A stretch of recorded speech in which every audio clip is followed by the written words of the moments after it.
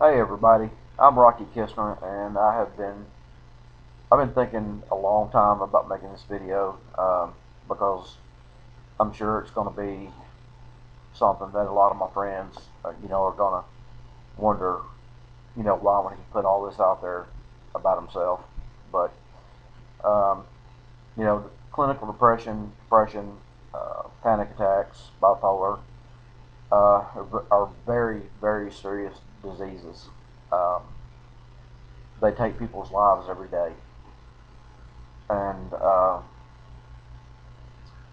it's first. Well, I hope everybody forgive me for not wearing a shirt. I'm at home. When I'm at home, I go for comfort. Um, but anyway, uh, tell you a little bit about myself. Uh, when I was a kid growing up, my life was pretty much perfect. Um, a perfect, loving family. I couldn't have asked for anything better. And at the age of 13, I had to watch my mom take her last breath, and that'll be with me forever. Um, I don't know if I said it, but I'm 49 years old. I watched my mom take her last breath when I was 13, and she was only 32. It's been 36 years. I've never gotten over that. I will never get over my mother's death. And that was, shoot, my mom was the first death that I had to deal with. And it seemed like after her death, um, it just kept coming. Had to keep burying family members. And it's something. It's it's hard to explain. I mean, it kind of got to where after seeing so many family members die, it's almost like I got numb to it. I mean, it becomes expected, um, and it hurts. But I would say at the age of 14 or 15 is when I started having panic attacks. I didn't have depression. The only thing I had was panic attacks, and I was, you know, I'd been in the hospital, quite a few times. They run, uh, all kinds of tests on me because the reason they run the test, or I don't know what it's called, but where they run the camera down your throat, they did all that because, and the reason I did that is because when I would have a panic attack, I would start out. Um, First of all, I'd have to be in a situation that made me nervous. And back then, just about anything would make me nervous. Matter of fact, when I was in the hospital one time, if a doctor just walked in my room, um, I would have a panic attack. Uh, Going out public places where there's a lot of people would cause me to have a panic attack. And my panic attacks, which I still have to this day, they're extremely violent. And the way they come on is once I'm in a situation that makes me nervous. The first thing I do is I start hyperventilating.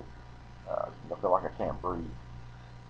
And, you know, after that, I start gagging. And after the gagging, I would throw up so violently that I would bust blood vessels in my eyelids. And I don't know if I've got conditioned to it or what, but now when I have a panic attack, everything is exactly the same except I don't vomit. I dry heave, and sometimes I dry heave so hard that my nose bleeds. That's pretty severe. Um, but it's,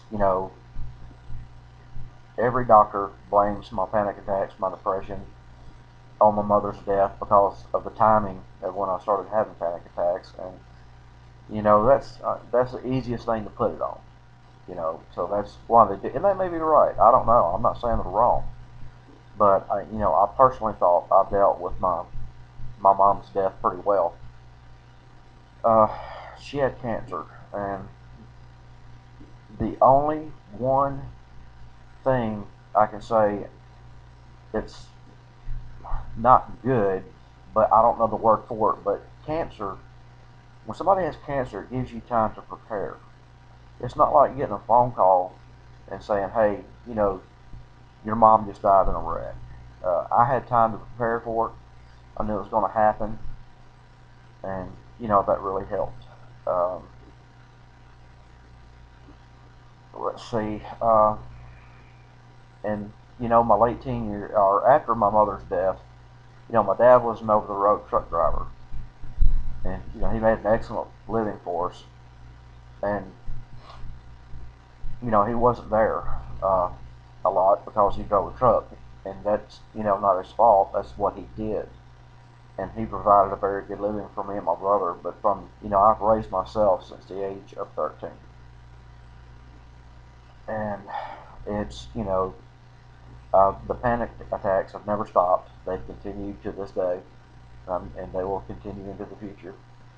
I've given up hope on ever, you know, getting better with the panic attacks, the clinical depression, the bipolar. I've given up all hope that I will ever get better from any of that. The only thing I can do at this point, in my opinion, is keep treating the symptoms, and that's a very important thing for anybody that's watching this. If a doctor puts you on medication, when the medication starts working and you're no longer depressed or you're no longer having panic attacks, that don't mean, yay, I'm doing better, I can quit taking my medicine.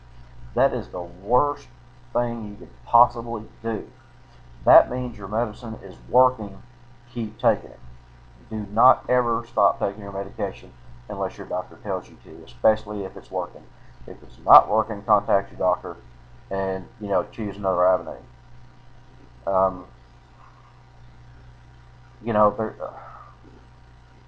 I know I'm dragging this out, but it all ties into it.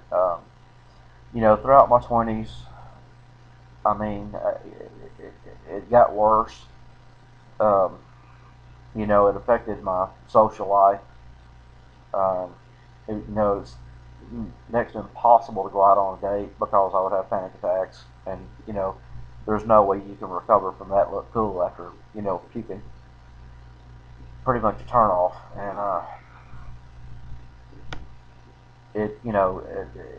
matter of fact, when I would go out after I turned 18, I would drink a lot of alcohol. Um, Alcohol, would help me go out and socialize. But do not do that. That is another terrible thing to do. Do not use alcohol as medication for panic attacks or whatever. Leave that up to your doctor. Um, uh, there's, through my 20s, there's a lot of stuff that I blocked out of my life. Uh, I I can't tell you right now. I can't tell you what I was doing when I was 22 or 23 or 20. I don't know. I mean, my life was so horrible, but it's so much of it's been blocked out. I can't bring it back. And, no matter how hard I try, if I try to remember what I was doing back then, I can't.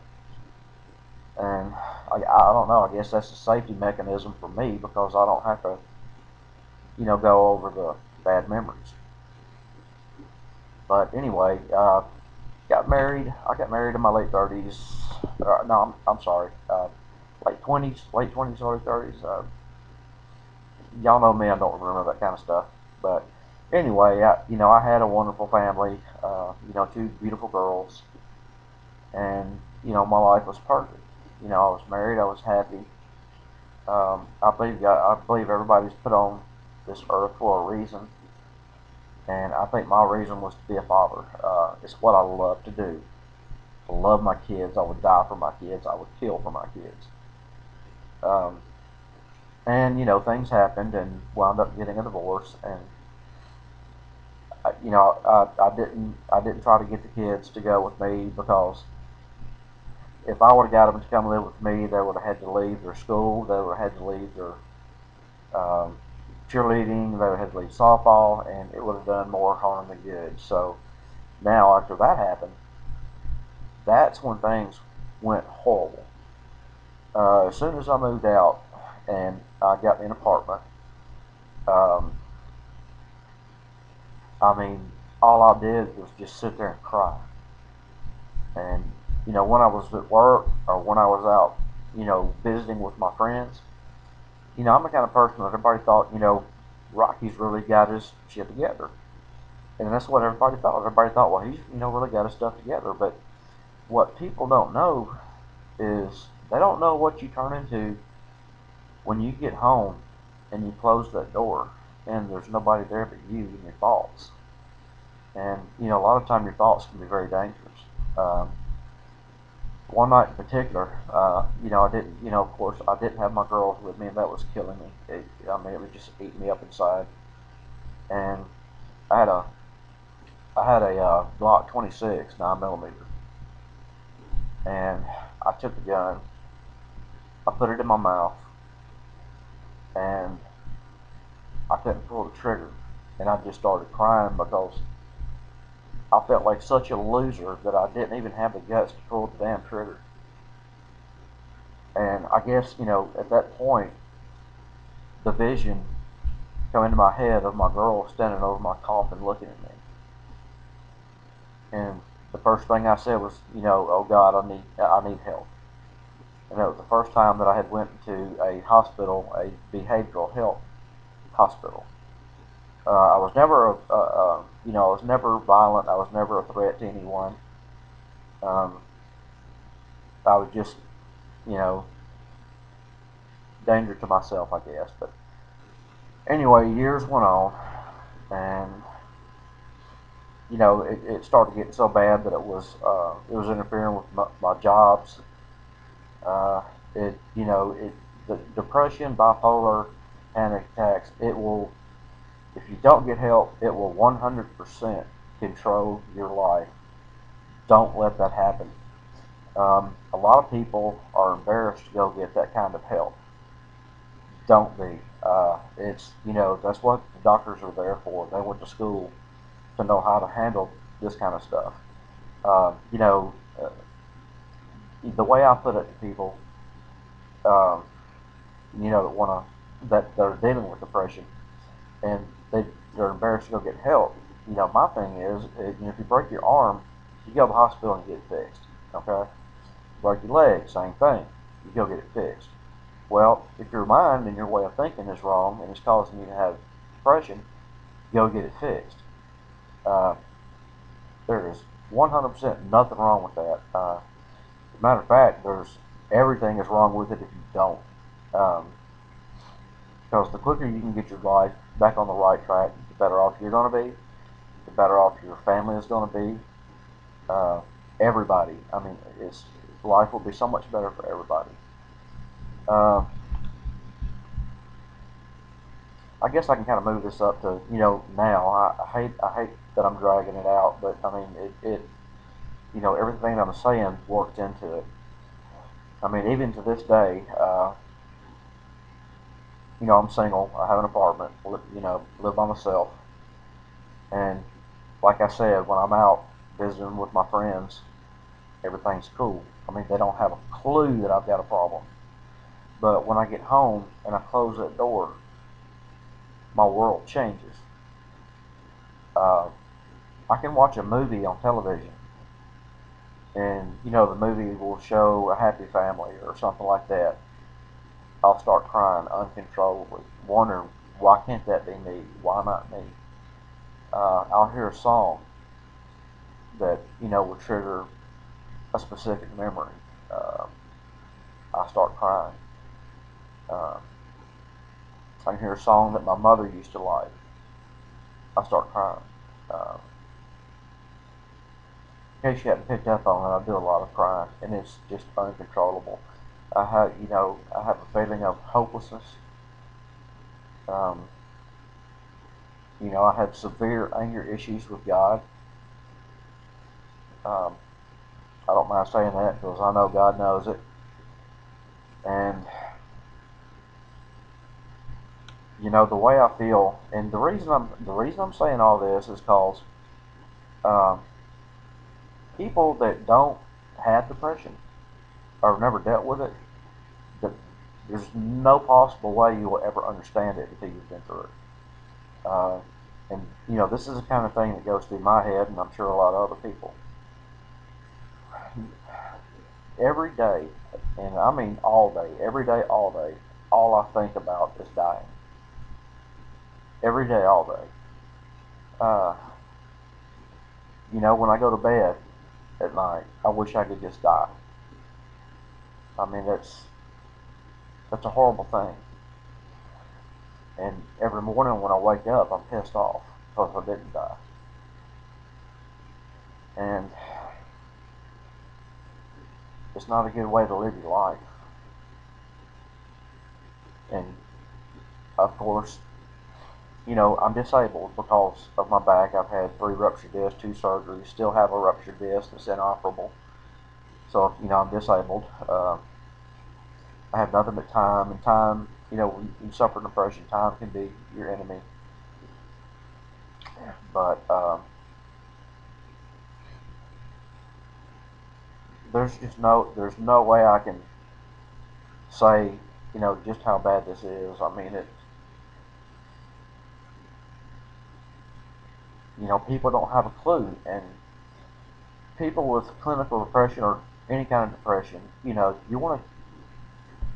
There's so many times you want to talk to somebody, but I don't want to pick up the phone and call anybody and put this kind of burden on them and leave them thinking, oh my God, Rocky's in bad shape. What's he gonna do? What's he gonna do?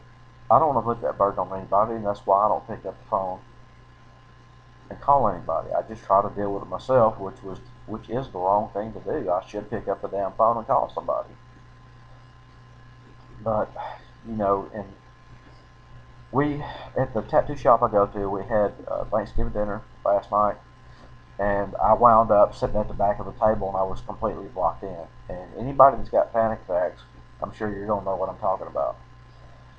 I looked at Julie, the office manager, was sitting beside me, and I told her, I said, you know what? I said, this is a really bad situation for somebody to be in that's got panic attacks, because I had no way out. And somebody that has panic attacks, the first thing you do is you always make sure you have an out, in case you have a panic attack. Matter of fact, when I would go back when my panic attacks were a lot worse, when I would go to a restaurant or a bar or anything that I wasn't familiar with, the first thing I would do is find the bathroom in case I had a panic attack, and I would make sure I knew, I was close to the exit. Because it's extremely embarrassing to have a panic attack in front of people. Like I say, it's hard to recover from that and look cool. Which, I mean, that's not what I'm trying to achieve, to look cool. I'm just trying to achieve not having panic attacks. Trying to think if I've left anything out of this. Like I say, if you're suffering, I beg you to please go get help. It's been 36 years for me, and I'm on 4 different medications, and without those medications, I'll tell you straight up, I wouldn't make it. There's no way I would make it. So, I mean, if you're suffering with this, please go get help. It's reach out to somebody, and if anybody's watching this that has never dealt with depression or anything, I hope this helps you understand what people go through. It's scary as hell. I mean, there's no way I can describe how scary this is. I mean, when you want to die every day, it's just, I'll put it to you this way, not much scares me. If I can tolerate this, deal with this every day, not much else scares me. Anyway, I hope I've covered everything. And, I just pray that this reaches somebody that's hurting. And, you realize it's okay to go get help. That's all I want. That's the sole reason that I'm doing this. And, I hope if anybody watches this that does not suffer, I hope it helps you understand what a loved one or a friend is going through and how horrible it is. This is a disease. And this will kill you. It takes people's lives every day without fail. So anyway, I guess I'm going to cut it off right there. And you know, like I said, I pray to God that it helps somebody. All right, thanks a lot.